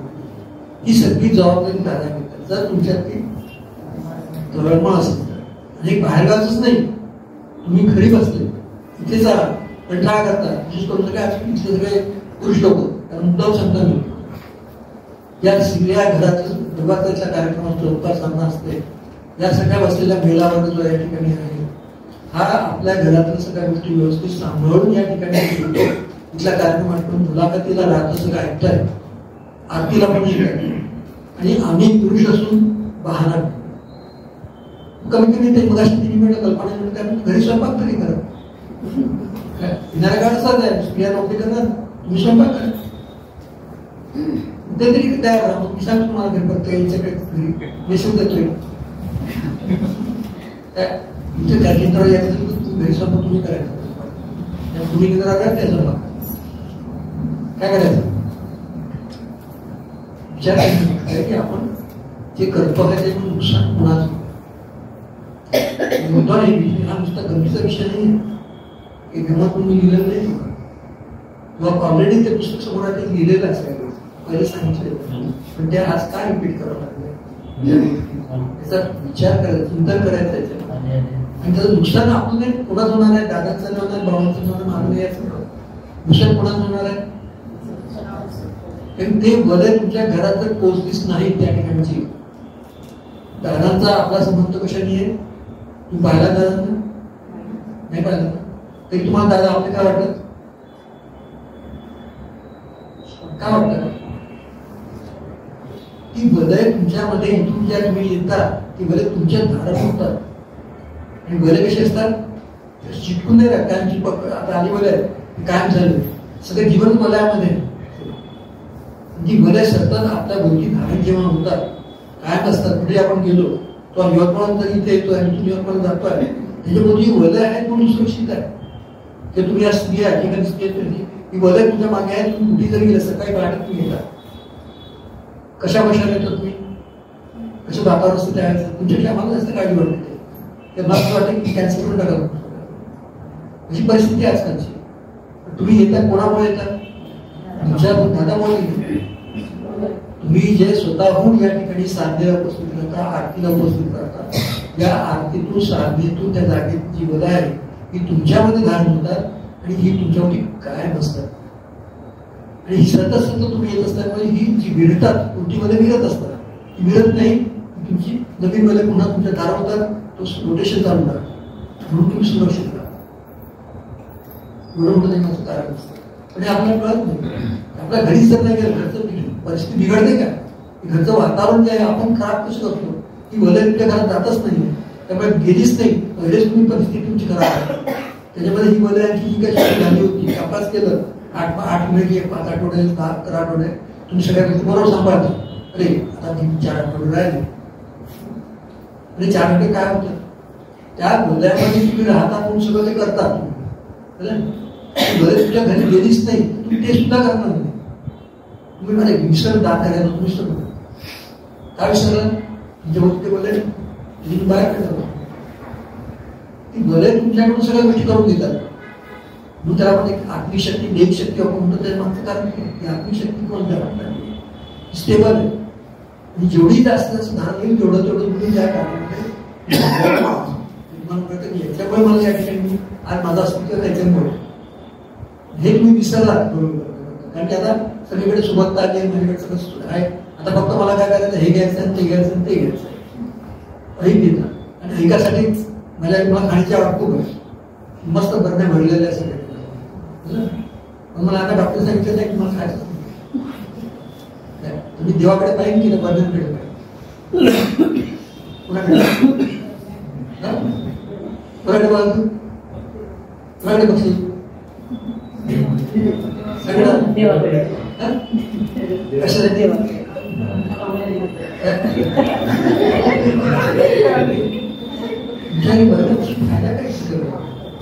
काहीच फायदा नाही, कामातच नाही. ते जमा कशाला करायचं? जे तुमच्या एका विशिष्ट पिरियड पर्यंत कामात येण्याची असते ती तुम्ही जमा करत गेला.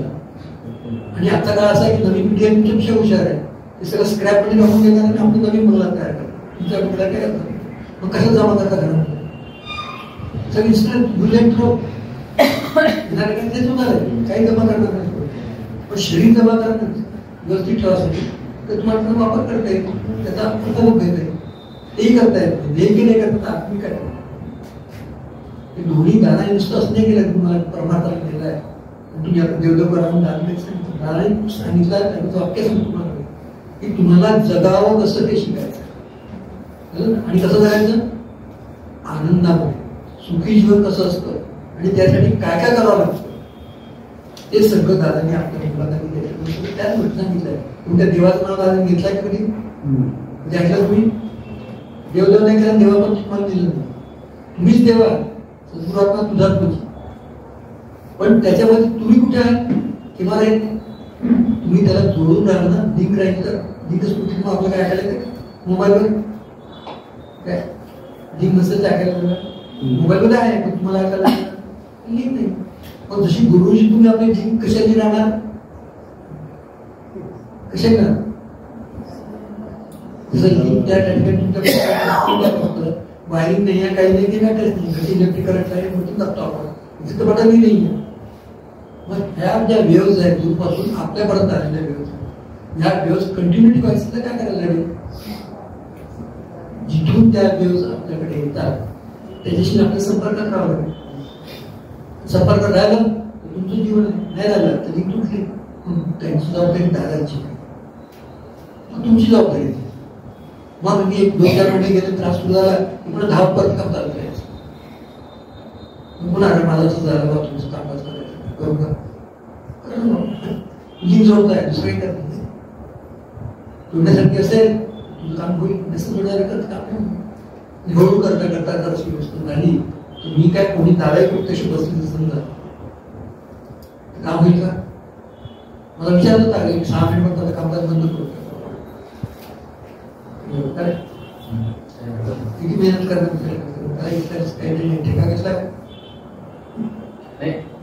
कशासाठी म्हणून नाही पण कामकाज बंद करून काय आपण किती आपल्याला स्वतःला प्रोटेक्ट करू शकतो ते पाहण्यासाठी टेस्टिंगसाठी 6 महिने बंद.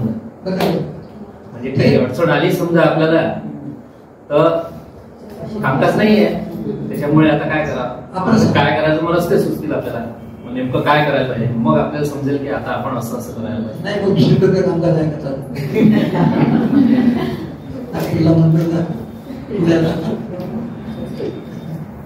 बरोबर हे कशासाठी मोठं हे जे कामकाज आहे हे कुणामुळे होतं तुमच्या आमच्यामुळे होत आहे लक्षात ठेवा. त्याच्यात लक्ष नाही गेलं म्हणून की जो कामकाजाला कोण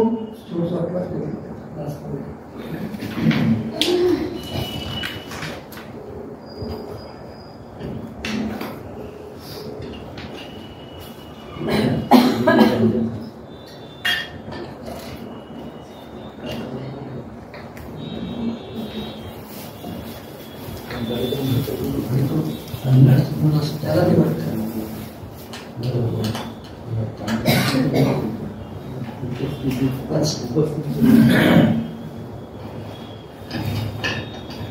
काल रडत येणाऱ्या व्यक्तीचा विस्कळीत संसार सुखाचा सुरळीत केला, त्याचा मनोबल कोशाचा विकास केला. असा विकास होऊन जेव्हा त्याला कळकळीने वाटायला लागले की इथे येणाऱ्या दुःखी कष्टी व्यक्तीचे जीवन सुरळीत व्हावे, इथे तो सुद्धा रडत आला.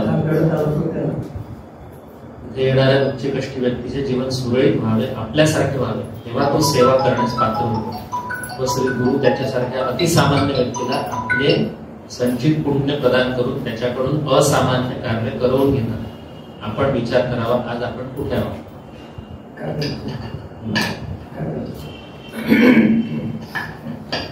त्याचा अर्थ असा आहे की आपण सगळेजण आज सेवक सेविका म्हणून इथे म्हणजे कार्य करतोय कार्यकेंद्राला. पण जेव्हा आपण सुरुवातीला आलो होतो त्यावेळेस आपण रडत रडत आलो होतो दादांकडे, खूप खूप म्हणजे अडचणीमध्ये.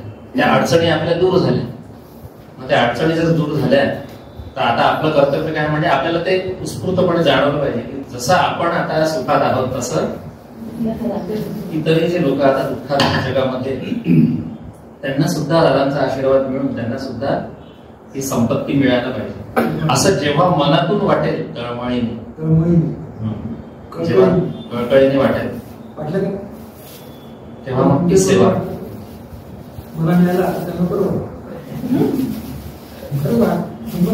दादाने कोणते जेवढा पुष्कळ संस्था आहे ती संस्था काय असते त्या ठिकाणी की समाजातले जे प्रतिष्ठित लोक असतात, विद्वान, ग्रंथ पठण करणारे, माहीतच नाही, या सगळ्या लोकांना आपल्या कार्यक्रम जोडतात, त्यांना प्रवचन द्यायला लावतात.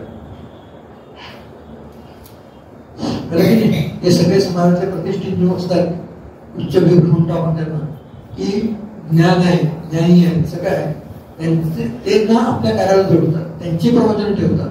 आपले ते बालक असतात, त्या बाहेरच्या लोकांना प्रवचनाला बोलवलं, कोण प्रवचन देतो? मी कोण आहे? काय डिग्री? पण त्यांच्यापेक्षा चांगलं बोलू शकतो का बोलू शकतो?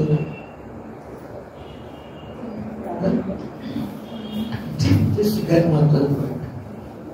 तुमच्यामध्ये किती तीव्र इच्छा आहे की येणारे हे जे लोक दिसतात मला आपल्या कार्याकडे, या लोकांचं सगळं व्यवस्थित होऊ द्या असं तुम्ही किती वेळा आपल्या मनात ठेवा. प्रार्थना म्हणतात यामध्ये जगातली कोणी दुःखी कष्ट असतील त्यांची सेवा माझ्याकडे होऊ दे. खरंच घडली का सेवा, केली का सेवा, नुसती प्रार्थना, बुद्धीची जोड काहीच नाही. पण झाली तुम्हाला त्यांच्याकडे जायला सांगितलं नाही, त्यांना पैसे वाटू नका, हा उठू करू नका, काहीच सांगितलं नाही. तुम्हाला काय करायला सांगितलं? अरे काय करायला सांगितलं? काय करायला सांगितलं? फक्त नित्य नियमाने तुम्हाला जे दिवस दिलेले आहेत त्या दिवशी साधनेला, मुलाखतीला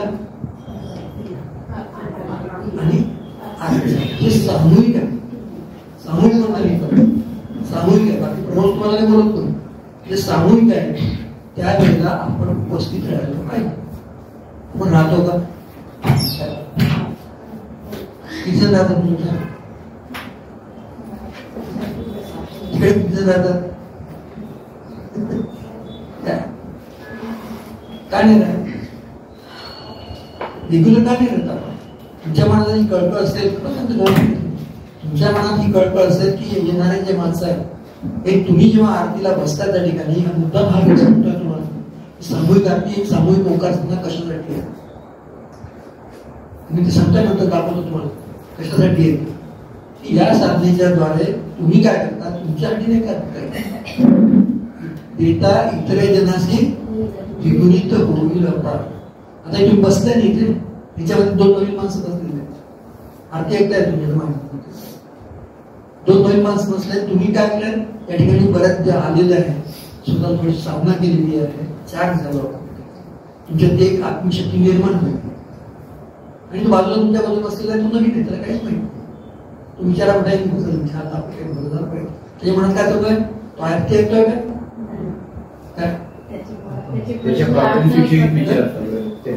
त्याला वाटत किरकोळ बसले काहीतरी होत असते. गर्दी दिसते की लोकांच्या मनात विचार गर्दी आहे म्हणजे लोक आहेत, 4 लोक दिसतील तर 4 लोक येतात. जेव्हा गर्दी दिसते पुन्हा हॉल भरलेला दिसतो आणि त्याच्यामध्ये ते जेव्हा बसलेले असतात त्यांच्यामध्ये विचार सुरू असतात. त्या लोकांच्या अडचणी या ठिकाणी दूर झाल्या आहेत, आपली पण अडचण दूर होऊ शकते.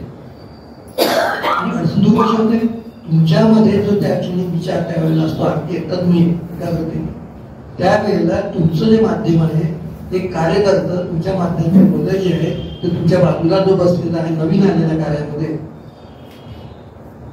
त्याला आरतीत काही वगैरे काही मतलब नाही त्याला. आलो मी दादा मला बोलत देवा देवा मला सांभाळ माझं म्हणते देव देव आरतीत शब्द नाही. त्यावेळेला त्याच्या मनात जे विचार येतात त्यावेळेला तुमची जी व्हायब्रेशन्स आहेत त्या कार्यामध्ये आलेली झालेली निर्माण झाले त्याच्यामध्ये प्रभावित होतो. मला कळत सुद्धा नाही की आपल्या प्रभावित झाले. त्याच्यात प्रभावित झाल्याने तो काय होतं, जेव्हा तू निघतो त्याच्यामध्ये जीवनाबद्दलची विरक्ती झालेली निर्माण झालेली असते. जीवनामध्ये कष्ट मुला राहतो त्याला आपलं काही प्रकारे हा जो निगेटिव्ह विचार त्यामध्ये डेव्हलप झालेला असतो तो पॉझिटिव्ह मध्ये कन्वर्ट होतो. नाही सगळ्यांचं झालेलं आपले होईल. तो ते आरती वगैरे काही त्याने घेत नाही. त्या आरतीची त्याने आरती किती सुंदर म्हणते की चालेल काही माहिती नाही. त्याला फक्त माहिती आहे की लोक आरती ऐकतात त्याचे विचार बदलत नाही. असं छान वाटतं, प्रसन्न वाटतं. मला घरी गेला तर घरी बायको गेलो तुम्ही तिथे उलट आहे, बायका देतात नंतर जेव्हा पुरुष येतात नाही ते गेले ठीक होत आहे ना तुमचं आता मी येतो माझ्या जेवढं तर हेच आहे.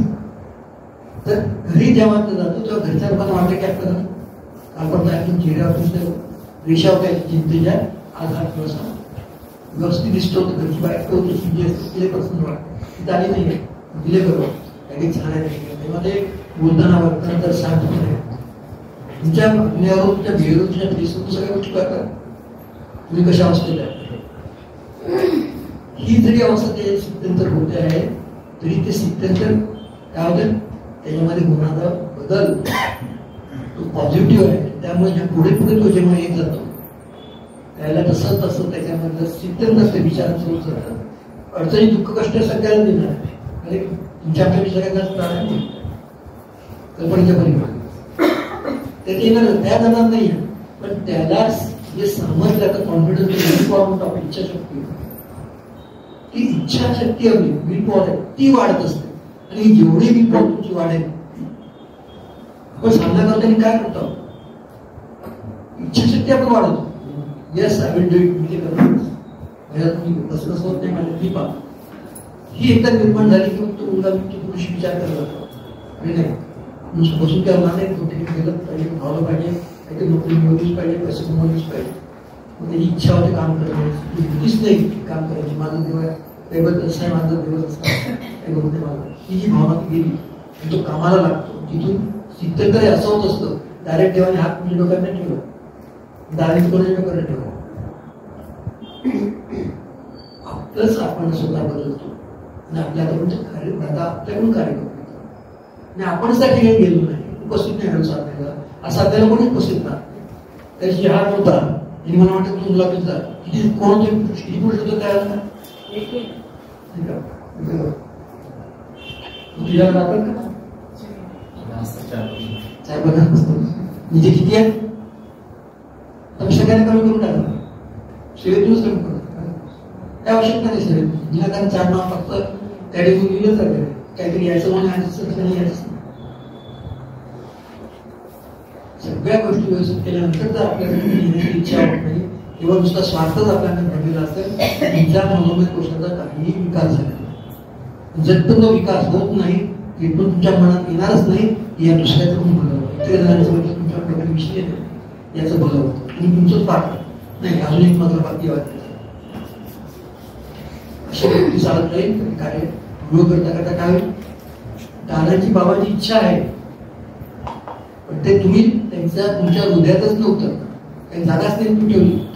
तुम्ही जागासाठी ठेवली मोठा फ्रीज पाहिजे मोठा टीव्ही पाहिजे ते दादा होतं ते आहे ते समाधान म्हणतात आणि आपल्याला जीवन कार्यालय आपण दिलं तर आपल्याला मागावं लागतं. दादा काहीच मागावं लागतं. सगळ्या गोष्टी दादा स्वतः देतात पण आपण शिकलोच नाही त्या गोष्टी. आपल्या कामकाजाची सुद्धा आवश्यकता पडत नुसतं आपल्या मनात वाटलं आपल्याला असं जे अडचणी आहे प्रार्थना केली ते तुम्ही प्रार्थना तिथपर्यंत पोहोचतो. कशामुळे तुमचा मनोमय कोशाचा विकास झाला असेल तर. आणि म्हणून साधना जी आहे ओंकार साधना जी आहे ती मुलाखत जी आहे ती ही तुमच्या ज्ञानाचा विकास करण्यासाठी आणि तुमच्या देहाचा आत्म्याचा विकास करण्यासाठी म्हणून एवढं माध्यम आहे. केली नाही तुमच्याकडे हे सगळं काही ते नाही करून विचार शांतपणे विचार करा आपण बरोबर आपल्याला हा करता येईल की नाही करता येईल. म्हणाल सर दाखवतो पुढचं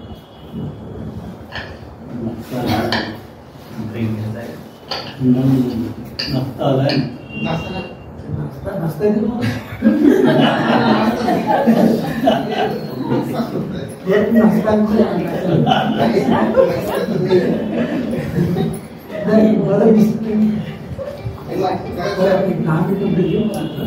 आणि असं नाही आपण आठवायचं गप्पा मारायचं नाही. महत्वाचं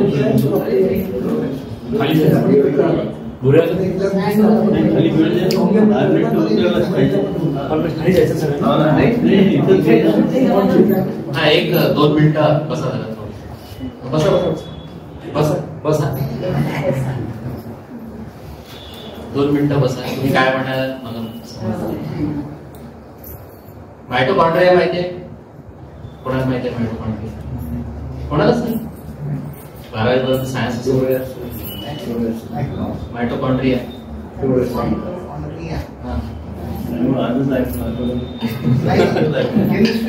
मायटोकॉन्ड्रिया म्हणजे आपलं जीवन ज्याच्यावर चाललेलं आहे त्याला मायटोकॉन्ड्रिया म्हणतात. म्हणजे आपले बॉडी जी आहे ती सगळी सेल्सनी बनलेली आहे आणि त्या सेल्सला चालवणारा कोण आहे? मायटोकॉन्ड्रिया. त्याला म्हणतात आपल्या बॉडीचं पॉवर हाऊस. आपल्या केंद्राचं पॉवर हाऊस माहिती आहे तुम्हाला? तर आपण त्या पॉवर हाऊसचा आता महिला दिनानिमित्त एक चांगलं संधी मिळालेली आहे आपण, तर त्यांचा सत्कार करू आपण. मी हरदास काकूंना इथे येण्याची विनंती करतो. कृपया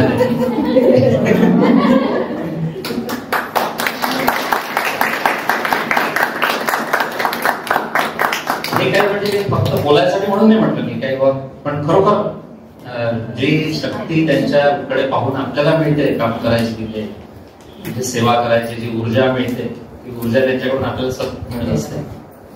आणि त्याच्यात त्यांचं गोड बोलणं आपल्याशी, त्याच्यामुळे जास्त उत्साह आपला वाढत असतो.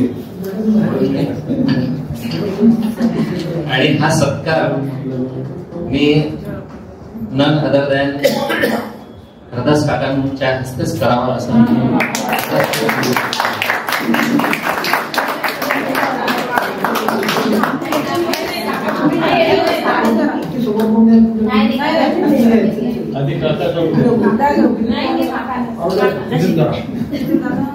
तुम्हीच करावा.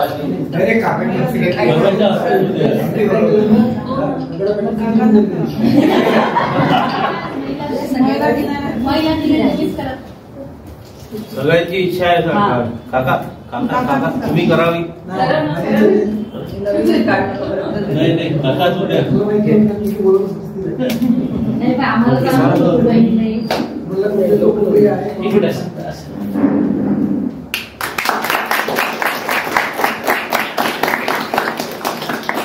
बिहाफ ऑफ हरदास काका शीतल पारेसा यांनी तो सत्कार घेतला.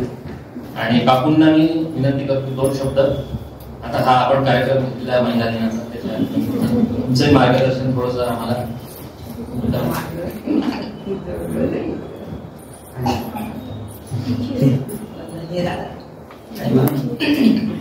मी मार्गदर्शन काय करणार, काका एवढं बोलतातच त्याच्यातच माझं मार्गदर्शन. पण दादांनी स्त्रिया आणि पुरुष हा वेगळा कधी गेला नाही. जरी महिला दिन आहे तरी दादांच्या कार्यामध्ये स्त्री आणि पुरुष हा भेदच नव्हता. मला आठवतं दादांच्या मार्गात मी गेले 8व्या सेमिनारला, पण दादा पहिली पंगत स्त्रियांची करायचे आणि नंतर पुरुषांना बसवायला लागायचे आणि पुरुषांनीच वाढायचं असा म्हणून होता त्यांचा. तेव्हाही दादा स्त्रियांना आधी बोलले व्हायला लागायचे. त्या माहेरी आलेल्या त्यांना आधी जेवण. आणि त्यामुळे दादांच्या ह्याच्यामध्ये स्त्री पुरुषाचा भेद नव्हता. आरती सतत दादांच्या बरोबर राहायची सतत. पण असा कुठेही कोणता आरोप कधी दादांच्या ह्याच्यावर नाही. आणि सगळ्या ह्याच्यामध्ये दादा बरोबरीच व्हायचं सगळ्यांना. आपल्या कार्यामध्ये आता असंच आहे, पुरुषांपेक्षा स्त्रियांचाच जास्त सहभाग. त्या ज्या श्रद्धेने भक्तीने आणि प्रेमाने येतात तेवढ्या पुरुषांमध्ये दिसतच नाही. आपली सेवा झाली की बसला. तर कोळशाच्या डब्यात कोळसा नसेल तरी कोणी लक्षात येत नाही की कोळसा म्हणून ठेवा. दुधाच्या डब्यात दूध नसेल तरी पण कोणी म्हणत नाही की दूध नाही. कुयरी आज कुयरीतलं कुंकू संपलं तर कोणी कुयरी खाली सुद्धा काढली. आता ते वापरला ते सुद्धा कुयरीत नव्हतं. तिने आणले म्हणून कुयरीमध्ये कुंकू करतात. असा प्रकार सुरू आहे. त्याच्यामुळे प्रेम लागेल असं म्हणून म्हणते. आपलं काम झालं आपलं ठेवून दिलं चाललं म्हणतात असं सुरू आहे सध्या. माहित नाही काका काय सांगतात गोष्ट काय होतं कोणाचं माहित नाही. मला असं वाटतं अशी प्रकार होऊ नये त्या कार्यामध्ये, नाही तर कार्यच ठप्प होऊन जाईल. होणारच नाही कार्य करत. सगळ्यांचाच सहभाग तेवढाच यावा अशी माझी इच्छा आहे. बस आता आम्ही काय आम्ही आपल्या स्वतःला आयुक्त करत चाललोय. पुष्कळचं कार्य तुमच्यावर सोबत आहे तरी पण मन घालावं लागतं. अगदी जबरदस्ती करावं लागतं. आमची इच्छा नसते त्याच्यामध्ये करायची. पण आम्ही दोघेही जण आता त्याच्यामध्ये थोडं अलिप्त व्हायला सुरुवात केलेली आहे. पण कुणाकडे द्यावा हाच प्रश्न आहे. कोणी आत्मीयतेने येतच नाही समोर. आमची वेदना हीच आहे. सगळ्यांनी आपण काम करावं. बाकी तर काही नाही. आपण घ्यावं याचा सहभाग घ्यावा आत्मीयतेने आपलं काम करून आपण करावं बस एवढी इच्छा आहे.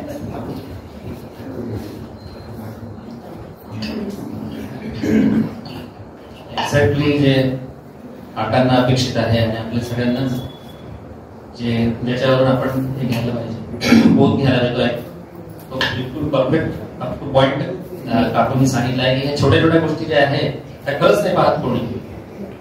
त्या दुपारच्या डब्यात दूध संपलेलं आहे किंवा कोळशे संपलेले आहेत. त्याच्या सगळ्यांकडे म्हणजे इथून खरी सेवा सुरू होते. आपण काय करतो की आपण येतो फक्त आणि आपली सेवा करून भरकन चालला जातो घरी. पण हे सगळं पाहायला पाहिजे. तेव्हा कुठे ती तळमळ जी म्हणतात किंवा कळकळीची सेवा करणं तेव्हा होते. आणि हे सगळ्यांनी आपण लक्षात घ्यायला ही सेवा आहे. सगळीकडे लक्ष ठेवून ही सेवा. नुसती पूजा करणे म्हणजे सेवा असं नाही. नुसती पूजा केली झालं आई आई आहे नाही आहे तुम्ही चांगला आहे व्यवस्थितपणा स्वच्छपणा तुम्ही तिथल्या तिथे वस्तू ठेवणं काहीच नाही. पाहतच नाही. घरी नाही करायला लागत पण इथे कोणी असं नाही आहे. आपल्या दादाचं काम करायचं आहे ही भावनाच नाही राहत. दिलेली सेवा फक्त करायची बस एवढं करावं. ते जेवढ्या आत्मीयतेने काबू करतात म्हणजे आजपर्यंत माझं जे ऑब्झर्वेशन आहे तेवढ्या आत्मीयतेने म्हणजे आपण करायला पाहिजे. ते शिकवण आपण घ्यायला पाहिजे. म्हणजे कसं की काकूंचा फुलं देतात काकू. फुलं देताना माहिती आहे फुलं कशी तुम्हाला माहित नसेल आम्हाला माहित नसतं. फुलं इतके सुबकपणे दिलेले असतात आणि एक्झॅक्ट बिलकुल कोणता देवाला कोणतं फुल पाहायचं त्या हिशोबाने ते बरोबर दिलेले असतात. पंत महाराजांना बाबांना दादांना प्रतिमांना पायांवर कोणते कसे फुलं द्यायचे हे बरोबर ते ताट असं मस्तपैकी सजवले असते. ते ताट पाहून आपल्याला फुलं वाजवतात. असे काही घेतले फुलं टाकले त्याच्यात असं ते ताट नसतं. तसं ताट आपण इथे जेव्हा फुलं काढतो त्यावेळेस तिथे सुद्धा ते असं ते फॉलो केलं पाहिजे. त्याच्यानंतर एक उत्सवाला जो प्रसाद होतो तो प्रसाद म्हणजे मी जगात तरी कुठे आजपर्यंत तशा तितकी चव त्या प्रसादाला पाहिलेली नाहीये. जो प्रसाद काबू करतात शिऱ्याचा प्रसाद याला इतकी चव असते की काही तुम्ही किती फटाफट करा असे तशी चव येतच नाही. मी माझ्या घरी एकदा सांगितलं तर काकू करतात तसा प्रसाद करत जा. माझी मुलगी तुम्हाला नेहमी प्रसाद मी दादांना म्हणते दादा शिरा प्रसाद करून घ्या ते करतात. मला आपण माध्यम पाहिजे असतं कोणतरी 2 हात फक्त माझ्या तो प्रसाद कसा जमतात त्या याला मलक बाबांच्या उरुसाला जो लाडू असतो चुरम्याचा लाडू त्याची चव अप्रतिम असते. नाही तर चुरम्याचा लाडू खावसा नाही वाटत. पण ती जी चव असते त्या लाडवाला ती इतकी जबरदस्त असते. ते सगळं काकूंच्या म्हणजे हातातून ते तयार होत असते. म्हणजे आहे दादांचाच आशीर्वाद पण तो आशीर्वाद त्यांना मिळतो कसा कारण त्यांना ती कळकळ ती तळमळ आहे की आपण हा जो प्रसाद तयार करून आलो ते इतके जण आज भक्त भाविक इथे येणार आहे आणि त्यांना तो प्रसाद चांगला वाटायला पाहिजे. प्रसाद दादांचा हे असो मलंग बाबांचा तो चुरम्याचा लाडू मी केला त्यावेळेला म्हणजे मी केला काहीतरी काढण्याकरता तो कोणाला द्यायचा 8-10 दिवस ठेवलं जातं. आपण पोळीचा चुरमा करतो त्याला कुठेतरी शिया पडायचा 10 दिवसांनी मी जो काढला ना तुझा ताटाच म्हणजे कोणाचा आशीर्वाद होता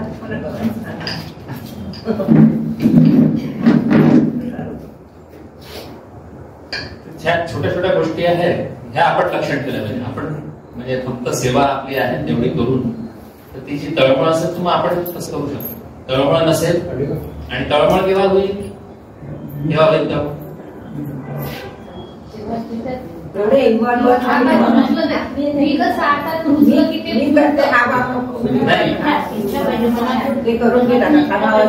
नाही. आता ते याच्यामधलं जे सार आहे ते सार विसरले का इतके नव्हतं. मनोमय कोशाचा विकास झाला तर ही तळमळ होते. आणि तो मनोमय कोशाचा विकास होण्यासाठी जे आता काकांनी सांगितलं की आपल्याला जे आपलं कर्तव्य आहे ते आपण ते करायला पाहिजे. सामूहिक आरतीला, सामूहिक साधनेला आपल्याला जे मिळालं ते इतरांना मिळालं पाहिजे. आपल्याला माहिती नाही, आपण सेवक सेविका असल्यामुळे आपल्यामध्ये एक विशिष्ट शक्ती दादाने दिलेली आहे. कारण आपण अपेक्षेरहित त्या याला उपस्थित राहतो, साधनेला किंवा आरती साधनेला. आपल्या अपेक्षांचं वलय आपल्या जवळ नसते. अपेक्षांचं वलय आलं की काम होत नाही. ते निरपेक्ष वलय असल्यामुळे ते वलय जेव्हा बाकीच्याला मिळते तेव्हा त्याचं काम, तेव्हा त्याचं विमोचन होतं. विमोचन आजकाल दादांनी प्रत्यक्ष करून घेतले, पण आताच्या विमोचनामध्ये ते असे होते. काकांनी सांगितले उपकार साधने, सामूहिक उपकार साधने, सामूहिक आरती साधने जेव्हा हे तुमच्याद्वारे इतरांना मिळतील तेव्हा मग त्या शतपटीने जे आपल्याला परत रिफ्लेक्ट होते.